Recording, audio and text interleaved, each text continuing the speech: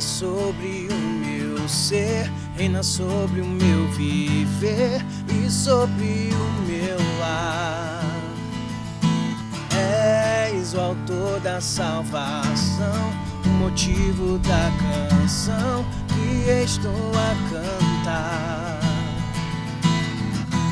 És a vida, és a glória, o Cordeiro de Deus Pai, o pão vivo, sangue puro, a estrela da manhã.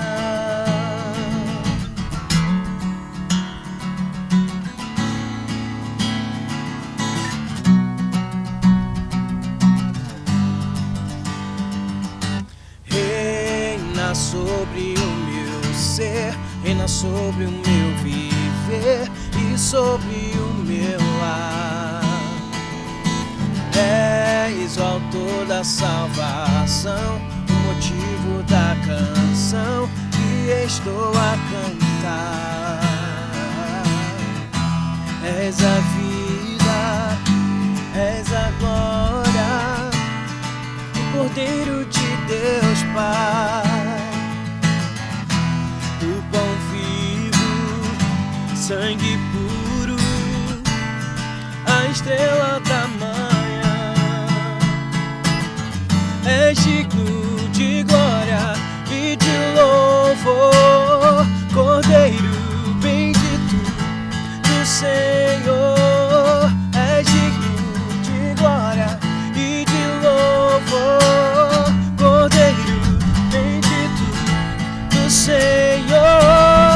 És digno de glória e de louvor, Cordeiro bendito do Senhor.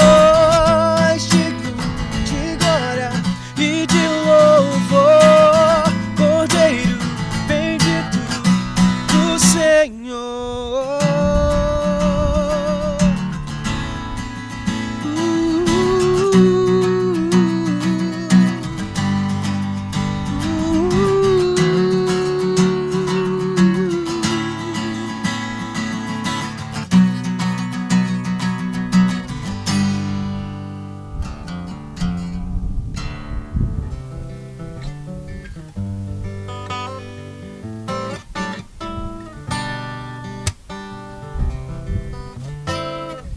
Quão amáveis são os teus tabernáculos, Senhor dos exércitos. A minha alma suspira e desfalece pelos teus átrios. O pardal encontrou casa e andorinha ninho para si. Eu encontrei teus altares, Senhor, Rei meu e Deus meu. Eu encontrei teus altares, Senhor, Rei meu e Deus meu.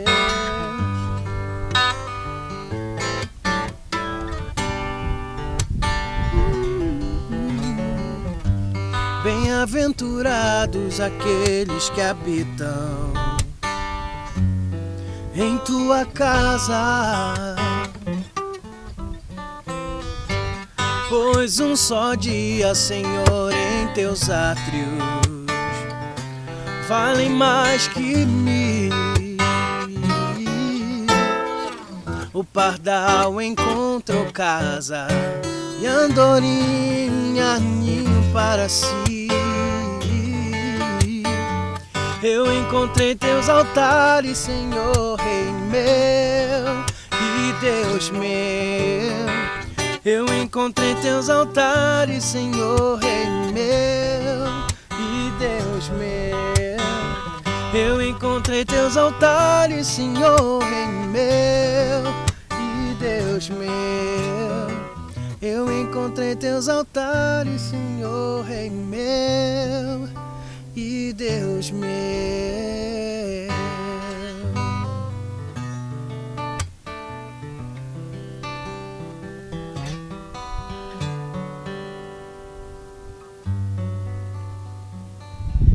capítulo 2, versículo 1 ao 10. A oração de Jonas. Dentro do peixe, Jonas orou ao Senhor, seu Deus, e disse: Em meu desespero eu clamei ao Senhor e Ele me respondeu. Do ventre da morte gritei por socorro, e ouvis o meu clamor. Jogaste-me nas profundezas, no coração dos mares. Com represas formaram um turbilhão ao meu redor. Todas as tuas ondas e vagos passaram sobre mim. Eu disse: fui expulso da tua presença, contudo, olharei de novo para o teu santo templo. As águas agitadas me envolveram, o abismo me cercou, as águas marinhas se enrolaram em minha cabeça. Afundei até chegar aos fundamentos dos montes, a terra embaixo, cujas trancas me aprisionaram para sempre. Mas tu trouxeste a minha vida de volta da sepultura, ó Senhor meu Deus. Quando a minha vida já se apagava, eu me lembrei de ti, Senhor, e a minha oração subiu a ti, ao teu santo templo. Aqueles que acreditam em ídolos inúteis desprezam a misericórdia. Mas eu, com um cântico de gratidão, oferecerei sacrifício a ti. O que eu prometi, cumprirei totalmente. A salvação vem do Senhor. E o Senhor deu ordem ao peixe e ele vomitou Jonas em terra firme. Olá, meus irmãos, bom estar com vocês em mais um domingo, onde a gente tem o privilégio de compartilhar a palavra de Deus. Nesse domingo, a gente vai para a segunda mensagem da nossa série que nós denominamos O Fugitivo, uma série de mensagens no livro de Jonas. Um livro que fala da história de um homem que tentou fugir de Deus, desobedeceu em primeiro momento e tentou agir de acordo com a sua própria vontade. Só que vemos que Deus estava no controle de todas as coisas. A despeito da tentativa de fuga do profeta Jonas, o Senhor estava no controle de tudo. E a forma como Deus exerce a sua soberania, a sua vontade, é diferente da nossa forma. É diferente da forma como nós encaramos as coisas. O Senhor, Ele age em todas as circunstâncias. Vemos na história de Jonas é que Deus age de forma surpreendente, com pessoas e locais surpreendentes. Deus tem os métodos dele para cumprir os seus propósitos e convencer homens e mulheres sobre aquilo que ele tem para fazer na humanidade. Na desobediência de Jonas, nós vemos que Deus age para salvar a vida de uma tripulação, como nós vimos na semana passada. Jonas, ele desobedece a Deus, ele tinha uma missão para ir até a cidade de Nínive e pega um barco para uma outra cidade na direção exatamente contrária à direção que ele deveria ir, para uma outra cidade chamada Tarsis. Só que, mesmo em meio à desobediência de Jonas, Deus soberanamente, ele age naquela circunstância e toda a tripulação daquele navio, que era composta por pessoas, por marinheiros pagãos, eles também se encontram com Deus, se convertem e Deus ele age em missão mesmo naquela circunstância. A missão de Deus não era somente a salvação da cidade de Nínive, mas a missão de Deus contemplava também a vida de todas as pessoas envolvidas em toda aquela situação. Quando Deus te chama para uma missão, pode ter certeza, o alvo dele não é somente o seu alvo. Deus, naquela circunstância, salvou aquela tripulação e fez uma obra no coração de Jonas. O capítulo 1, que nós meditamos na semana passada, termina dizendo que Jonas foi engolido por um grande peixe e ficou lá por 3 dias e por 3 noites. No Evangelho de Mateus, no capítulo 12, no versículo 40, vemos Jesus também falando sobre isso. Pois assim como Jonas estava 3 dias e 3 noites no ventre do grande peixe, assim o Filho do Homem ficará 3 dias e 3 noites no coração da terra. Então nós vemos que toda a história de Jonas aponta para a história do Evangelho. Nós vemos que Jonas, a desobediência de Jonas, que nos remete à nossa desobediência contra Deus, provocou uma tempestade que aponta para a ira de Deus que está sobre nós por causa da nossa desobediência. E naquele momento, a forma para aplacar a ira de Deus não foi através da força do braço dos marinheiros que tentaram remar contra a tempestade. E na medida que eles remavam, a tempestade aumentava. E isso aponta para a nossa tentativa de tentar nos salvar através das nossas próprias obras. Quanto mais nós tentamos sermos os nossos próprios salvadores, mais nós descobrimos que somos incapazes. E a alternativa foi jogar Jonas ao mar. Jonas ali foi sacrificado para que a ira de Deus fosse aplacada sobre a vida de toda a tripulação daquele navio. Assim como Cristo foi sacrificado para que a ira de Deus fosse aplacada sobre a vida de todos aqueles que se encontram com o Senhor, todos aqueles que se convertem ao Senhor. Então, nós vemos aqui que Jonas, ele é jogado ao mar. E o que acontece? Nós vimos na leitura bíblica, antes da gente começar aqui a mensagem. Jonas, ele é engolido por um grande peixe e passa lá dentro do ventre do peixe 3 dias e 3 noites, apontando para os 3 dias que o Senhor passou no coração da terra, que o Senhor passou na sepultura. E Jonas vive um momento de grande dificuldade. E qual foi a atitude de Jonas durante esse momento de dificuldade? De um momento de solidão e de falta de esperança. A história fala que o Senhor designou um peixe, um grande peixe, para engolir Jonas. O peixe aqui não foi fruto do acaso.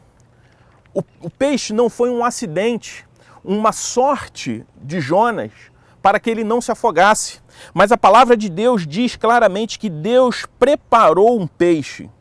O peixe aqui é fruto da providência divina, do propósito de Deus. As pessoas costumam gastar muito tempo nesse texto tentando conjecturar ou imaginar se é possível um peixe engolir um ser humano, ou até mesmo descobrir uma espécie de peixe capaz de fazer o que esse peixe fez, que foi engolir Jonas sem que ele fosse ferido, sem que ele fosse morto. Só que nós vemos aqui que mesmo que não exista uma espécie de peixe, ou nunca tivesse existido uma espécie de peixe capaz de engolir um ser humano, nós sabemos que foi Deus que preparou. Deus prepararia, criaria uma espécie de peixe, isso pouco importa. Deus criaria uma espécie de peixe específica para engolir Jonas. Deus providenciaria uma. Então o grande ponto aqui é entendermos a providência de Deus nessa situação. Deus estava cuidando de tudo.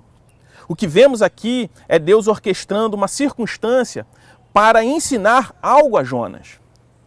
Antes de Deus fazer uma obra através de você, Deus vai fazer algo em você. Deus tinha uma grande obra para Jonas. Uma grande obra para fazer através de Jonas. Mas antes de fazer uma obra através de Jonas, o Senhor fez uma obra no coração de Jonas. Jonas foi submetido a um tratamento radical. Assim como muitas pessoas na Bíblia foram submetidas a tratamentos assim para terem o seu caráter forjado. Muitas pessoas são forjadas através de tratamentos radicais. E o tratamento de Jonas foi ser engolido por um peixe e parar nas profundezas do oceano. Ao se ver nessa situação, o que Jonas faz? Jonas, de dentro do peixe, ora. Notemos que durante o capítulo 1, Jonas, ele foge de Deus, ele dorme no barco, ele conversa com o capitão do barco, ele conversa com os marinheiros do barco, mas ele não conversa em nenhum momento com quem mais importava. Ele não conversa com Deus. Jonas, antes de fazer a sua própria vontade, que era contrária à vontade de Deus, ele não ora, ele não pede a orientação do Senhor. Apesar dele saber qual era a vontade expressa do Senhor, ele não coloca diante do Senhor a sua angústia, o seu medo de ir até a cidade de Nínive, pregar contra aquele povo. Ele não ora, ele não fala com o Senhor, mas ele foge do Senhor. Ele conversa com o capitão, ele dorme no barco, ele conversa com os marinheiros, mas não conversa com o Senhor. A pergunta que eu te faço, você tem orado durante esse tempo? Jonas foi forçado a orar. Você tem o hábito de orar ou é necessário que circunstâncias forcem você a orar? Estamos vivendo dias difíceis, dias de incertezas, dias de medo, dias de confinamento. Será que a prática da oração, a disciplina da oração tem sido constante na sua vida? E se tem sido constante nesse tempo, será que antes de passarmos por esses dias, você já cultivava esse hábito, você já cultivava essa disciplina tão importante para nós? Jonas estava em um local terrível, solitário, fedorento, escuro, porque ele estava no estômago de um peixe, mas que ainda assim, dentro do estômago daquele peixe, havia uma coisa que ele ainda podia fazer. Ele podia respirar. E podendo respirar, Jonas orou. Às vezes nós somos colocados em posições que somos forçados a orar. Sendo alguém religioso ou não, há situações que a única alternativa que nos resta é a oração. Talvez eu esteja falando aqui para pessoas que se veem numa circunstância assim, que não tinham o hábito de orar. Mas diante de todo o cenário que nós nos encontramos nesse período de quarentena, diante dessa pandemia, nós estamos sendo forçados a orar. Jonas, ele se pega orando. O que nós vemos aqui? Nós vemos que Jonas, ele não tinha outra alternativa a não ser orar. O texto diz que após 3 dias e 3 noites, ele ora ao Senhor. Talvez durante esse período, antes de Jonas orar, ele tenha tentado imaginar várias possibilidades de se livrar daquela situação. Só que o que Jonas percebe é que ele não tinha nenhuma outra alternativa a não ser a oração. Como as pessoas costumam dizer, você só percebe que Jesus é tudo que você precisa quando Jesus é tudo que você tem. Em Mateus 10:39, Jesus vai dizer que nós precisamos perder a nossa própria vida para poder achá-la. Há um detalhe no texto que talvez você não tenha percebido, que é esse detalhe de que após passar 3 dias e 3 noites, Jonas ora. E nós vemos que o Senhor, ele responde à oração de Jonas logo após a sua oração. Então, nós vemos que talvez Jonas tenha passado um período ali dentro, um período ainda resistindo a se render completamente ao Senhor. Todos os recursos, todos os esquemas de Jonas, naquele momento estavam falidos. E precisou acontecer isso para ele aprender a depender completamente do Senhor. Mas não é o fato de estar no fundo do poço que muda o coração de Jonas. Mas o que muda o coração de Jonas não é a circunstância, mas a oração.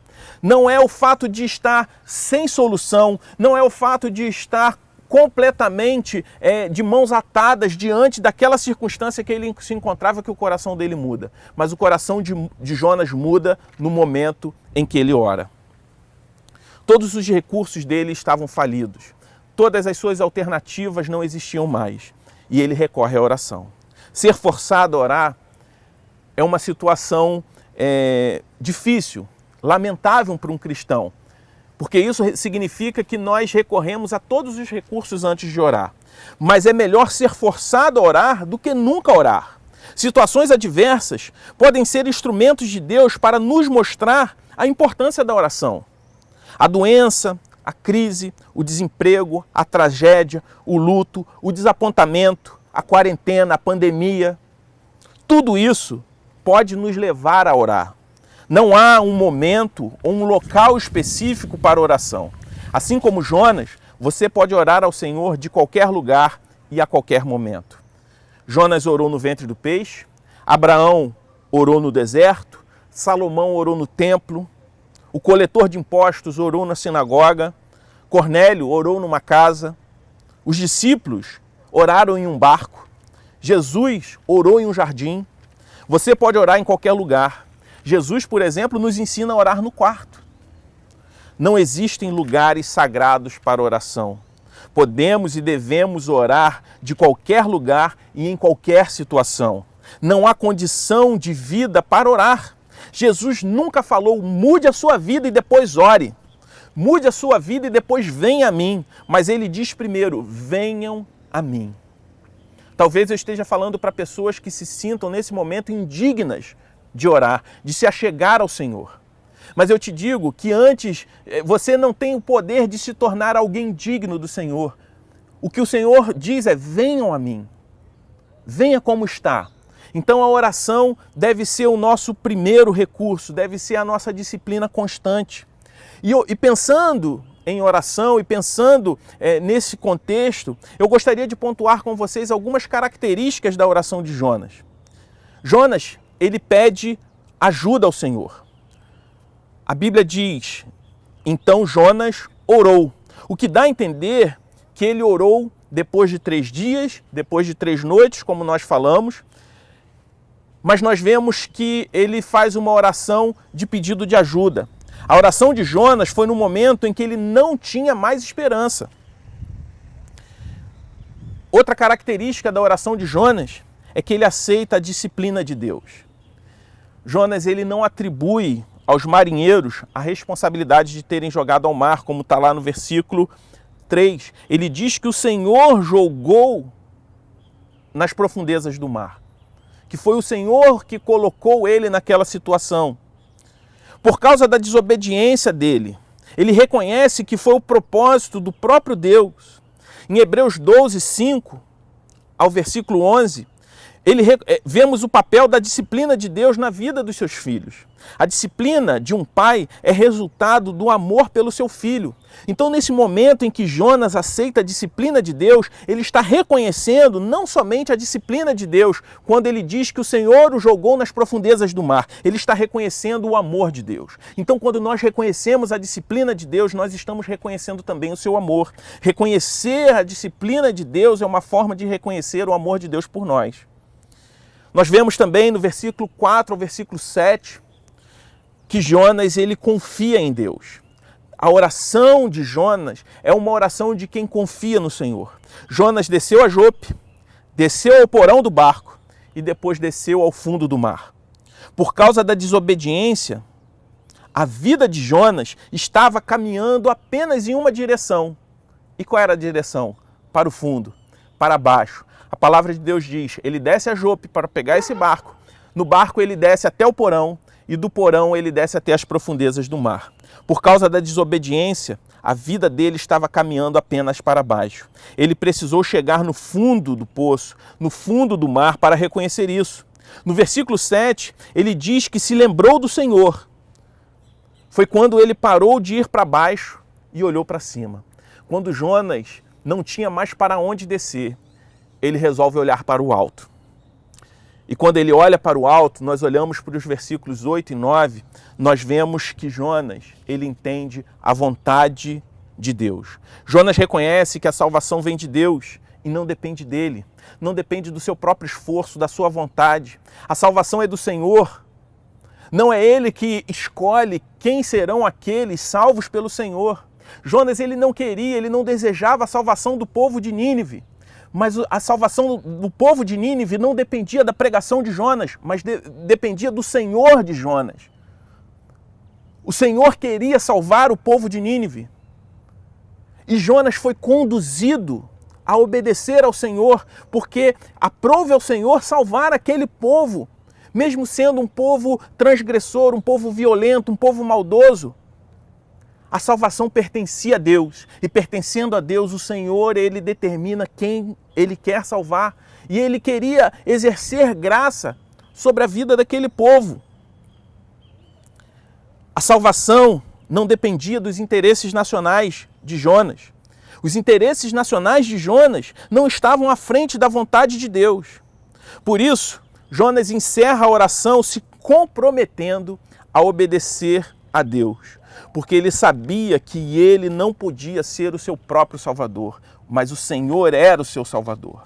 Quando nós oramos, quando nós dependemos no Senhor, confiamos no Senhor, depositamos a nossa esperança em Deus, mesmo que em situações mais adversas, essa oração sempre vem acompanhada da obediência, de uma submissão e entrega ao Deus da oração. Por isso, eu gostaria de caminhar para a conclusão, dizendo que na oração de Jonas, nós podemos observar um aspecto muito importante. De acordo com Jonas, ele diz que o que impede a entrada da graça de Deus na vida de alguém, o que é? O apego a ídolos. Se Jonas, em sua oração, fizesse um autoexame, ele entenderia o seu próprio pecado em não compreender a vontade de Deus.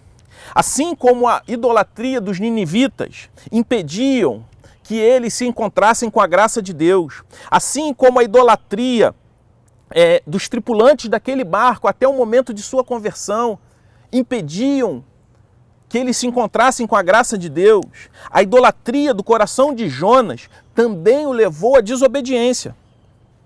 O medo do fracasso pessoal, o orgulho de sua religião e um amor ardente por seu país formaram uma combinação idólatra que cegou espiritualmente o profeta para a graça de Deus.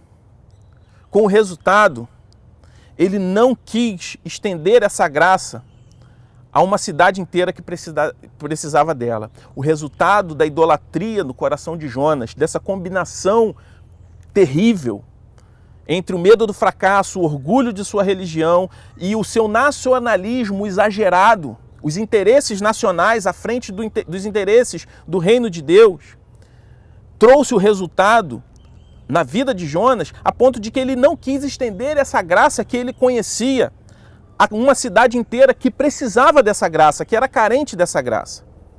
Jonas queria ver aquele povo morto.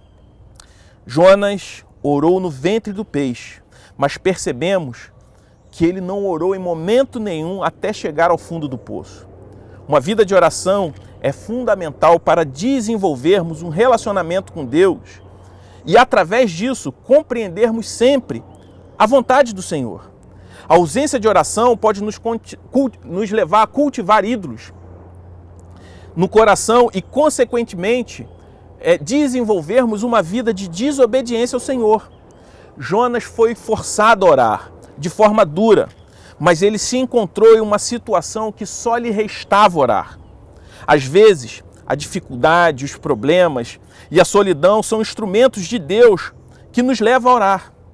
Essa pedagogia, ela é amarga, mas muitas vezes é necessária quando a oração não se faz presente nas nossas vidas.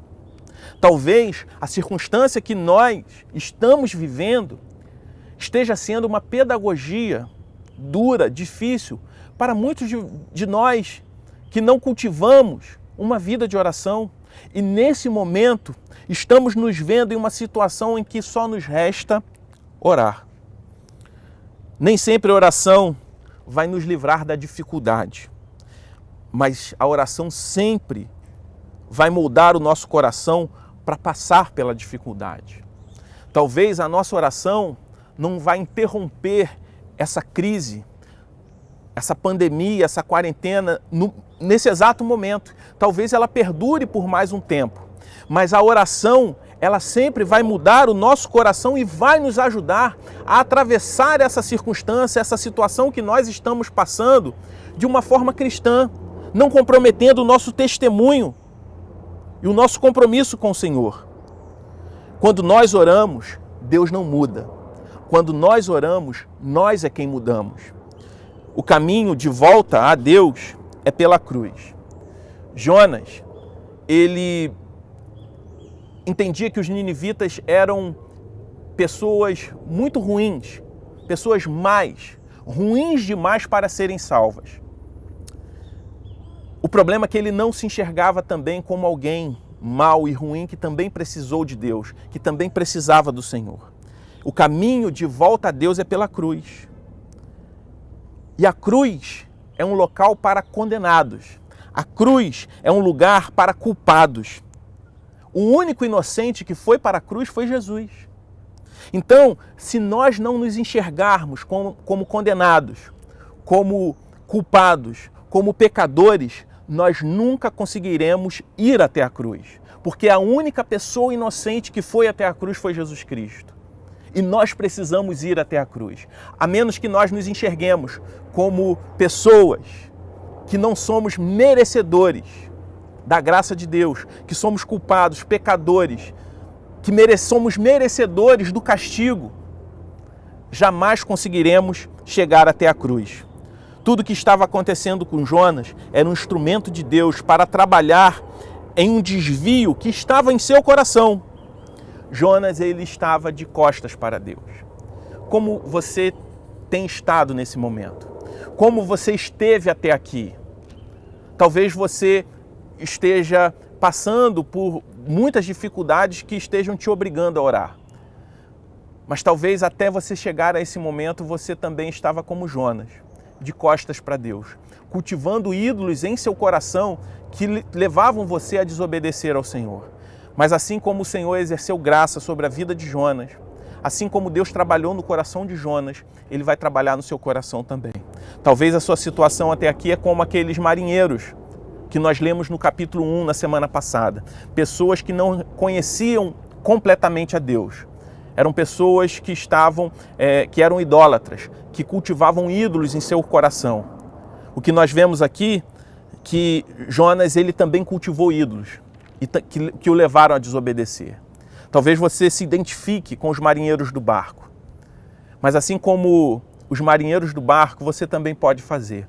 Reconhecer que você não é capaz de remar contra essa tempestade, remar contra a tempestade que está sobre a sua cabeça e reconhecer que Jesus Cristo é tudo aquilo que você precisa. Que através do sacrifício de um homem, e quando nós reconhecemos isso, como aqueles marinheiros reconheceram, né, e pediram perdão ao Senhor por ter levado Jonas ao mar, nós reconhecemos que o nosso pecado levou Cristo à cruz, nós temos paz com Deus e a ira de Deus é aplacada sobre nós. Talvez você esteja como Jonas, que já se encontrou com Deus, que conhece o Senhor, mas diante de todo o seu contexto de vida, você endureceu o seu coração, não tem cultivado uma vida de oração e talvez esteja sendo necessário chegar até o fundo do poço para você retornar ao Senhor, retornar à cruz e voltar a desenvolver uma vida de oração e um relacionamento com o Pai. Por isso a minha oração é que a palavra de hoje encontre lugar no seu coração, encontre lugar na sua vida e que nós venhamos a responder ao Senhor, que nós possamos responder com a nossa vida aquilo que nós temos aprendido dele e que possamos ser muito mais do que ouvintes da palavra, mas praticantes. E eu te convido agora a fazer uma oração juntamente comigo. Senhor, nós te agradecemos pela sua palavra. Eu te agradeço, Senhor Deus, porque o Senhor é um Deus misericordioso, um Senhor que nos ama. Mas reconhecemos que muitas vezes nós somos pessoas difíceis, que o nosso coração é duro. E nós reconhecemos que até mesmo as situações mais adversas, o Senhor demonstra o seu amor nos disciplinando, nos ensinando e nos trazendo de volta. Assim como o Senhor fez com Jonas. O Senhor trouxe ele de volta. Mas foi necessário que o profeta chegasse até o fundo. Senhor, trabalhe nos nossos corações. Não permita que o nosso coração se endureça e que nós nos tornemos pessoas desobedientes, que nós nos voltemos de costas para o Senhor. Nos ensina, Senhor Deus, a depender completamente do Senhor e reconhecer que o Senhor é tudo aquilo que nós precisamos. No nome de Jesus é que nós oramos. Amém. Que o Senhor te abençoe. Foi muito bom compartilhar a palavra contigo mais um domingo e que o Senhor ele fale ao seu coração não somente hoje, mas no decorrer de toda essa semana. E no próximo domingo nós estaremos de volta com mais uma mensagem da série O Fugitivo, Reflexões no livro de Jonas. Que Deus te abençoe e tenha uma ótima semana.